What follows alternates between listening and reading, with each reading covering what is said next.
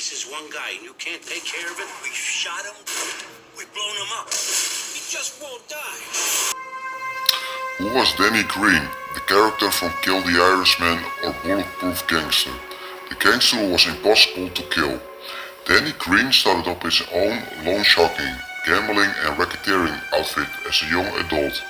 In addition to being a mob strongman, he was viewed as competition by other organized crime figures. Some reports have speculated that Greene may have been an FBI informant, a possible explanation for why he seemed to escape serious prosecution for his crimes. He died in Lyndhurst, Ohio in 1977.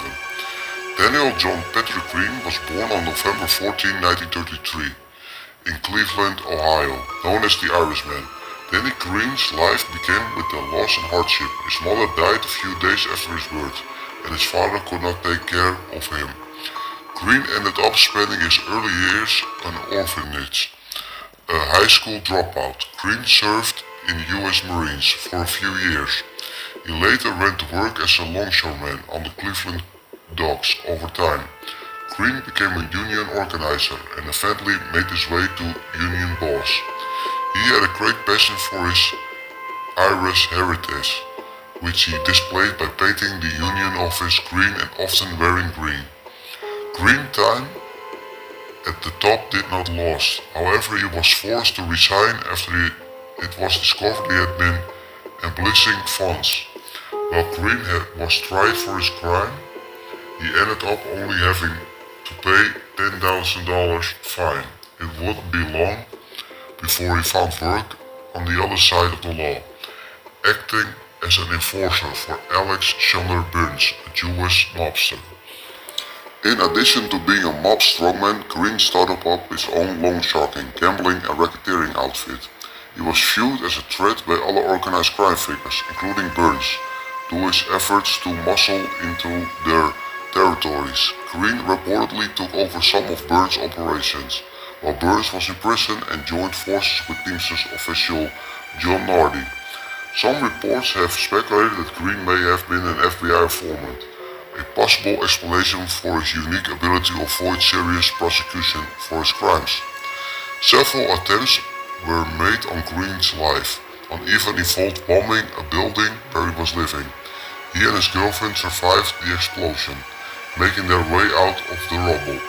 Another time, an adversary tried to shoot Greene while he was out for a run with his dogs. In 1971, Greene took out his own weapon and killed would be an assassin. In this case, he was tried and acquitted of manslaughter. Greene attributed his survival in these attacks to the luck of the Irish. The battle for turf in Cleveland continued to heat up, and Greene is believed to have eliminated some of his competition. Erstwhile friends Burns met a grizzly and outside of Cleveland church in March 1975 when a bomb exploded after he got in his car. In an ironic twist, Greene would be killed by a car bomb 2 years later on October 6, 1977 in Lyndhurst, Ohio. Greene's murder acted as a springboard for a crime crackdown. Roughly 22 convictions were made in relation to his death. His life inspired several books, including Kill the Irishman, The War That Cracked the Mafia by Rick Porolo. That book is also the basis for the film Kill the Irishman 2011, starring Ray Stevenson as Greene, Christopher Walken as Burns, and Vincent D'Onofrio as Nardi.